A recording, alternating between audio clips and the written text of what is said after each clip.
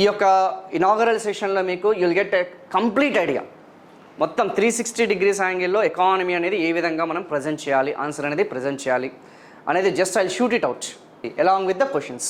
And మీకు doubt రావచ్చు, sir whatever you are saying, మరి అది కరెక్టా కదా, దానికి శాంక్టిటీ అనేది ఏంది?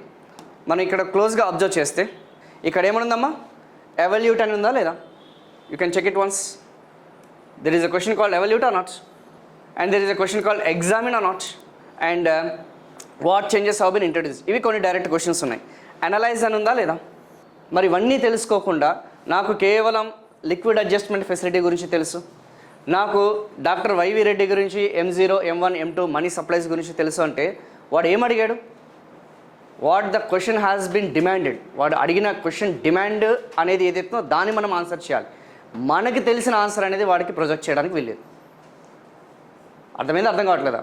We should answer in a such a way that you know ఆ యొక్క క్వశ్చన్ ఏదైతే అడ్రస్ చేశారో ఆ అడ్రస్ చేసిన క్వశ్చనే మనం ఆన్సర్ చేయాలి. What do you know is not important here, what he has asked is important. Getting my point? So ఇలాంటి ఆ యొక్క derivative words or tail words whatever it is అవి చాలా చాలా ఇంపార్టెంట్ అమ్మా. ఎక్స్ప్లెయిన్ అన్నాడు చూసారా, మళ్ళీ ఇక్కడ మళ్ళీ ఎగ్జామ్ అన్నాడు అంటే నువ్వు ప్రతి క్వశ్చన్ చూసుకోండి.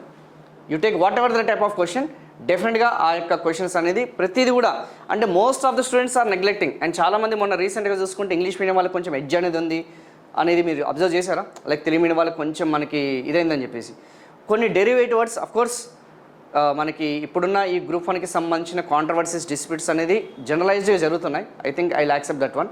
బట్ అపార్ట్ ఫ్రమ్ దట్ ఈ ఇంగ్లీష్ మీడియం వాళ్ళకు ఉన్న అడ్వాంటేజెస్ ఏంటంటే ఆ యొక్క యూపీఎస్సీ ప్రిపరేషన్లో కానీ గ్రూప్ 1 ప్రిపరేషన్లో కానీ ఇలాంటి డెరివేటివ్ వర్డ్స్ అనేది వాళ్ళు ఎక్కువగా ఫోకస్ చేస్తారు. సో ఆబ్వియస్లీ వాళ్ళకి ఎలా రాయాలనేది వాళ్ళకు కొంచెం ముందుగానే ప్రీ ప్లాన్డ్గా వాళ్ళకి ఆ యొక్క ప్రీ బ్రెయిన్ స్టార్మింగ్ అనేది ఉంటుంది వాళ్ళకి. అంటే ఆ అడ్వాంటేజ్ అనేది comparatively there will be having some advantage. అర్థమైంది కదా?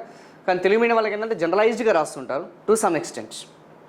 సో ఈ డెరివేటివ్ వర్డ్స్ అనే దాని మీద మనం ఫస్ట్ ఫోకస్ చేయడం జరుగుతుంది.